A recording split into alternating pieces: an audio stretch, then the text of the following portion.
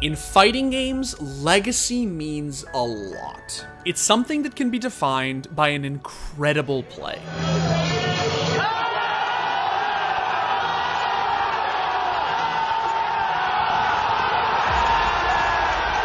Or even through a rivalry that takes on a life of its own.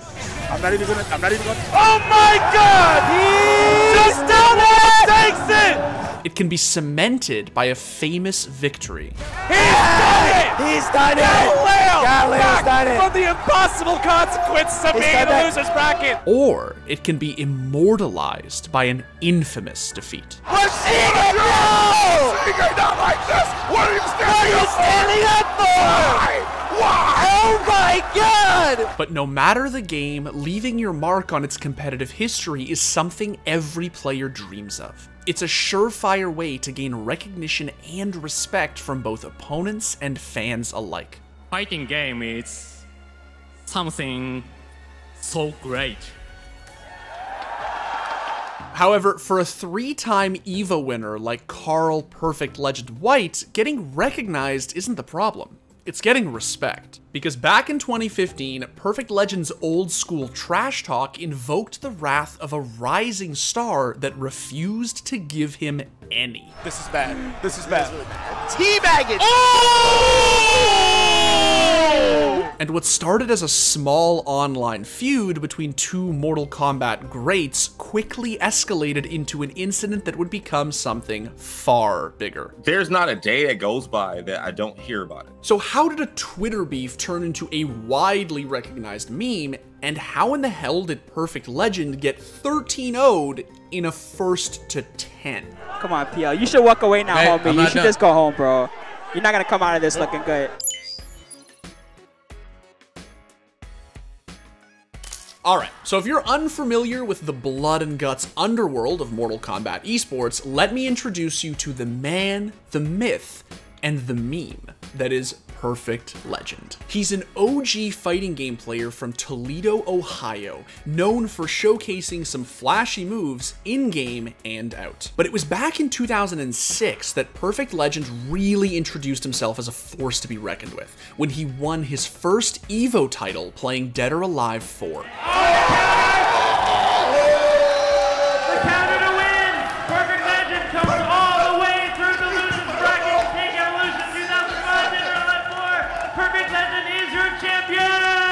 Not long after that, Perfect Legend shifted his attention to Mortal Kombat, cementing himself as one of the best in the scene by claiming back-to-back EVO titles in 2011 and 2012. And here you go, C Jr. with another opportunity. Perfect Legend not blocking correctly there. This is going to be a huge combo right here. No. Oh, wow. That would have been it. This is it. Perfect Legend takes it. He's your EVO 2012 Grand Champion. But for as long as Perfect Legend has been recognized as a top player, he's also developed a reputation over the years for speaking his mind, whether it's about the game or his opponents. I grew up in the Jordan era, right? Where everyone talked trash and they're over competitive. Like that's where I grew up in. And that's me. I'm just competitive. I would say that I'm blunt. I'm not gonna lie to anyone. I'm gonna tell you just how it is. But since 2015, Perfect Legend's name hasn't been tied primarily to any of his accomplishments, or to his attitude. Instead, it's become synonymous with a fateful match that has ascended into, well, legend. You see, Perfect Legend's troubles began on Twitter when he drew the attention of Dominique SonicFox McLean, a fighting game prodigy that burst onto the scene in 2014, capturing 2 EVO titles before the age of 18. Anything will do it. Pull your dragon tattoos out, they're glowing. Oh! It landed on the Caltron. Wow, very, very nice. All he needed was that little kick. I think we can put to rest. He's the best. Anyway, the beef between the two EVO champions sparked after NetherRealm's community manager tweeted that you could use any character to win in MK, a position that Perfect Legend didn't exactly agree with. And what they did is they used Sonic to cite their source of you can win with whoever. And I was like, Sonic won with Katana, but Katana got like maybe a laundry list of buffs before that event. And Sonic caught wind of the conversation and I guess initially began to think that I was trying to discredit So then we started talking trash and things escalated. Now, Perfect Legend's original tweet may not have been targeted at SonicFox, but it was on. Both players agreed to play an exhibition match at Summer Jam 9 to settle the dispute, and the event began to generate some serious buzz. Now, when you face another player in a tournament setting, you typically play a short set involving a maximum of 3 or 5 games. But the first to 10 is a fighting game tradition that changes that. You know, first to 10s, one of the reasons why a lot of people like first to 10s or kind of, you know, treat them as super important is because it gives people a chance to adjust, and it makes sure that people feel like it's more accurate in terms of who's a better player. As SonicFox arrived for the match, they promised a clean 10-0 and easy money for those who had side bets riding on the flashy furries win. And even though the original challenge on Twitter was about Aaron Black versus Kung Lao, SonicFox was allowed to set the terms, so they picked Kitana, a bad matchup for Perfect Legend's Kung Lao. Although I think SonicFox is a heavy favorite, I definitely want PL to win because, you know, love him or hate him, and PL talks, people listen, especially about Mortal Kombat. Right. They definitely listen. Now, the first round seemed to promise a very close set. Okay, all right, Perfect Legend looking good. Oh, man, wasted the EX there, and he ducks the teleport and gets the chip kill. Okay, so that was a pretty close first round. That was very important to establish on both sides. But after a few rounds, and some absolutely brutal Kitana combos from SonicFox, things were starting to look pretty bad for Perfect Legend. Oh my god, and all unbreakable right now, all unbreakable. Stop! Stop! 40%, almost 40% unbreakable. He jumped back once, And they were about to get much worse. Jesus Christ. Again. Ooh, the stunner, the shimmy. He said, PL, please do something. This is bad. This is bad. Really bad. Teabagging. Oh!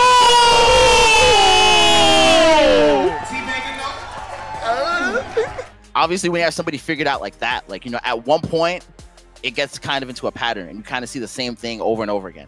And fighting games are about pattern recognition after all. So, like, at a certain point, I was like, oh, snap, like, this might be like 10-0, like about halfway through. Man, we gotta watch this? Oh, my god, yeah. You gotta watch this. Finally, after finding himself down 9 games, it looked like Perfect Legend might rally back. But that hope disappeared very quickly. Oh my god.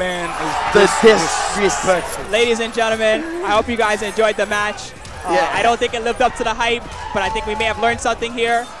I'm sure that SonicFox is going to make some kind of pop-off. It doesn't really matter. Did we really learn anything? But that wasn't the end of it. No, SonicFox wasn't satisfied with just a decisive victory. They wanted to rub salt into Perfect Legend's wounds. You're really good with Kung Lao, but I can name 2 that are better with each variation, which I said before with DJT. Oh no! And you're gonna pop off and then you're gonna shit out of me, SonicFox. And you had to run your mouth on Twitter saying you would body me. Stop it! And I told you. Oh my I would 10-0 the shit out of you. Did I not say I would 10-0? Anyone else would have probably swallowed their pride, taken the L, and gotten the hell out of the building as fast as they possibly could. But Perfect Legend isn't like everyone else. No, instead, he decided to make things infinitely worse. All right, first off, SonicFox, I want you to let you know, like I've have many times since I've talked to you, you are fucking godlike. I've been saying that to you forever. I'm not done. I have never, ever said he was a bad player. I never said he sucked. I said his fundamentals were bad. I did say that. PL. Come on, PL. You should walk away now, homie. You should just go home, bro. You're not gonna come out of this looking good. To me, I'm like, dude, I'm done. Like, we just played a long set, whether I got washed or not, because I didn't even get to the point I was trying to make. But it doesn't matter at this point. Big E came on stage. He was like, well, play right now. And it was in that moment that Perfect Legend made a decision that he would never live down. After being given a thorough beating in front of the electric Philadelphia crowd, he volunteered to sit down and take another. Then I was in another position where, well, if I don't act on this, I look like maybe a punk or something to them. So I was like, well, crap, I'll play again. I don't care. it was not that big of a deal to me. But unfortunately for Perfect Legend, SonicFox swapping characters did very little to change anything. Throws the cow traps and does the, oh my goodness. Why? Why did you do this to yourself, Perfect Legend? Oh man, that 2-1 series, man. He's just working him now. It's so Meter bad. burn is pretty much over, man. He's cow trapping. In case he gets in his face, he might die due to cow trap ship. But it didn't matter. You just trip guarded him. Oh my god. That may as well be the fatal. That may as well be the fatal, right? Oh my god. Oh my Perfect god. Legend, come on, man. Come on, dog. One game, please, bro. People are chanting 13-0 in the venue. Are you serious? SonicFox is asking for the chance. And SonicFox was more than happy to oblige. Yo, oh man, he might lose here. And now, SonicFox, all the meter in the world. Does not cancel the command grab this time. This time he tries to jump. Gets tagged, it's over. It's over. That was supposed to be his round, dude. Oh my god, and the brutal, just because? Biggest stop, biggest stop. Biggest stop. Biggest stop. I mean, like, it was kind of like a passing the torch moment, so to speak. Like, at that point in time, SonicFox was literally almost unstoppable, like, at that game at that point. So I kind of felt like it was a foregone conclusion. Perfect Legend lost 0 games to 13. And the FGC responded by memeing on the whole situation, and even his name, immediately. Hell, even Lupe Fiasco joined in on the fun. See, people had an affinity of seeing champions like fall and fail. Like, no matter what, they love seeing it. They like seeing the rise of a champion, the fall of a champion. And I just so happen to be the one falling on that day to them.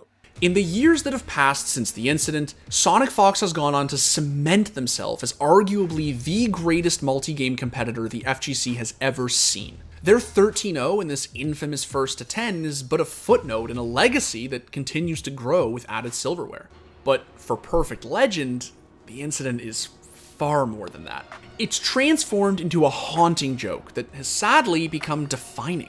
This 3-time EVO winner isn't celebrated for his greatest achievements. Instead, he's endlessly reminded of his most public failure. There's not a day that goes by that I don't hear about it. That since that day, there's not a single day, unless I turn my entire phone off and don't go on the internet and stuff, I will hear about it. I can be debating a topic that has nothing to do with fighting games, video games in general, and people will bring up 13-0, like to dehumanize me or something, like I can't have an opinion.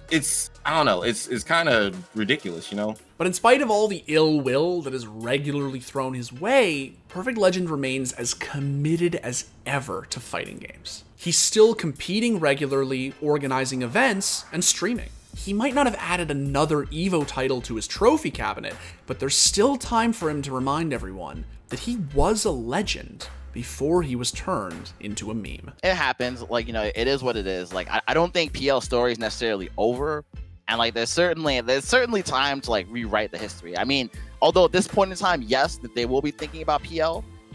At the same time, just the fact that they're bringing up his name every day, even though he got body, like, definitely cannot be a bad thing. That cannot be a bad thing. You definitely spin that. There are people who are living through me in that moment, and I get that. They're invested. I understand. You know, I appreciate them for caring about the scene and just the sport of what we're doing, because that in itself is beautiful.